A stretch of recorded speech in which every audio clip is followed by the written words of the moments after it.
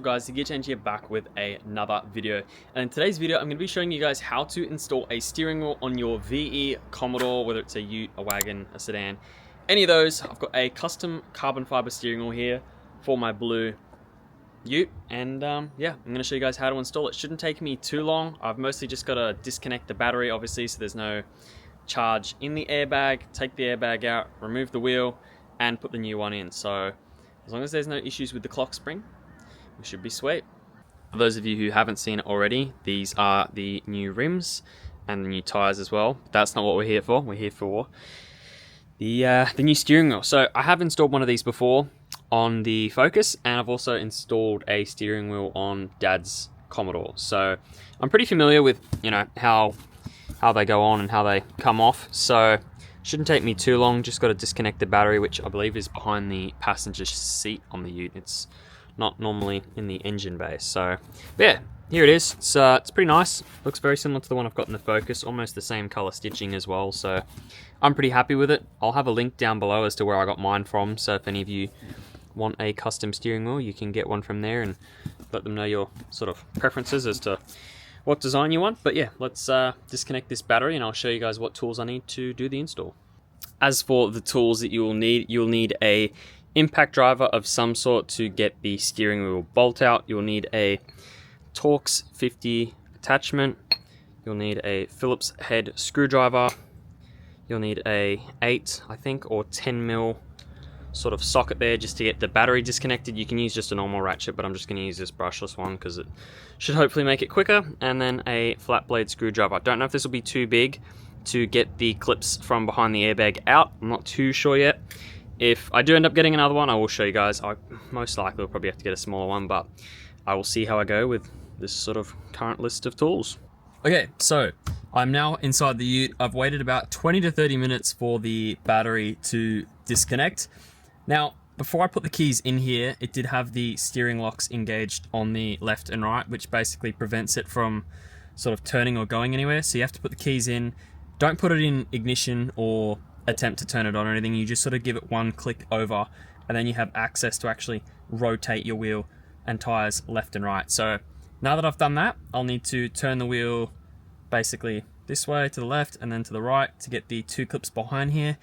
I did look up and see that there was some sort of specialist tool to actually get the clips out. So I don't know if this will actually work or not, this flat blade screwdriver. In all honesty, I don't know if I'll have the clearance with the dash cluster to actually sort of get it up and in behind here, because it is a pretty tight spot, so I might have to get a different one. But yeah, we'll rotate this, I'll have a look at the clips, and once I've got the airbag out, I'll show you guys where they are. Now, the airbag has just been popped out, not all the way. I have to pretty much pull it out and obviously disconnect it properly and not damage anything, but I will show you guys how I did it. I pretty much had to pull the steering rack or column all the way out towards me to gain access, and I then used a smaller flathead screwdriver to basically pop these two sort of clip systems up and over so I could get the airbag off. So once I've got this off, I'll disconnect it, I'll put it somewhere safe, and then I'll show you guys from the inside how the flat blade screwdriver came in and around to pop the clips out for the airbag. Alright, now here are the two clips that hold in the airbag. So you got this one here and this one down here, and basically what you're doing is taking your flat blade screwdriver, going in through the back, I don't know if you guys can see that, just in there, and you're basically pushing this sort of tab here up. It's sort of rocking about. You'll obviously have more tension once an airbag is in there, but you're basically pulling this system up and off, or up and enough to the point where it won't fully clip off, but it will let the airbag sort of release from its position. So not too tricky. Again, pretty much similar to Dad's VF Commodore. They're all pretty much the same with steering wheel installs, as long as there's no super complicated electronics. You have to disconnect the two airbag connectors and then this sort of little ground thing here. So just going to disconnect the wiring here.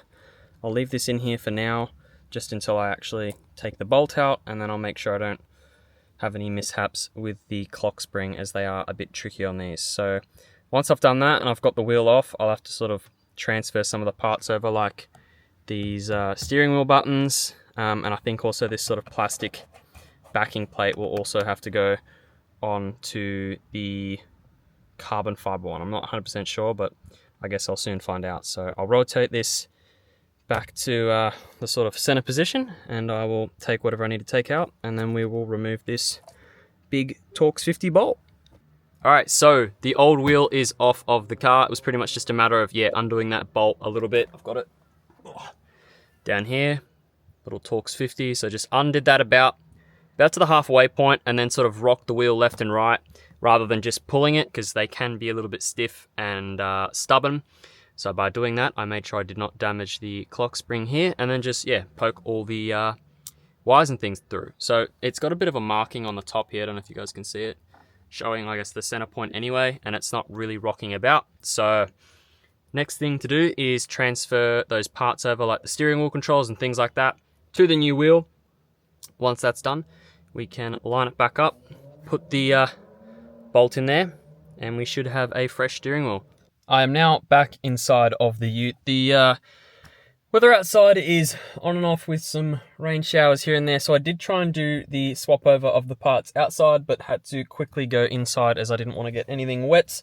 But here is the new steering wheel. So I've transferred over all the buttons, obviously got all the carbon and stuff on there. So it's just a matter of pretty much removing screws and yeah, taking out all the individual little plastic clips. I'll have a link below to another guy's video showing how to actually sort of get the clips out if I can find it, because I did find it just before on my phone. So it isn't too hard. It's pretty easy. You just sort of use a trim tool to pop this backing plate off, and then you just remove each one of the screws. I think there's about 6 of one type and then 4 of another, and then yeah, put them to a side. But all in all, I'm pretty happy with the wheel. So not sure how I'm going to do this, with sort of showing you guys how I'm actually going to put this wheel on, because there's not really much room. But if the rain does stop, I will try and put the camera outside and yeah, show you guys on a bit of an angle how I'm going to sort of line everything back up, and then we'll get the wheel bolted on.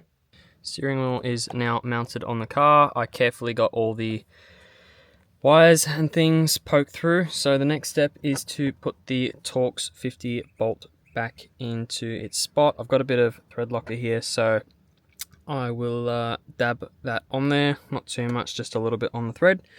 Tighten it back up. I don't know if there is a torque spec. If there is, I will let you guys know in the next cut. But yeah, once you've got that bolted on, we can hook the airbag up once we've plugged all these in, and we should be able to start the car and see what the new wheel looks like when it's completely finished. Alrighty, so I plugged everything back in, pretty much just the reverse of what we did to get the airbag out.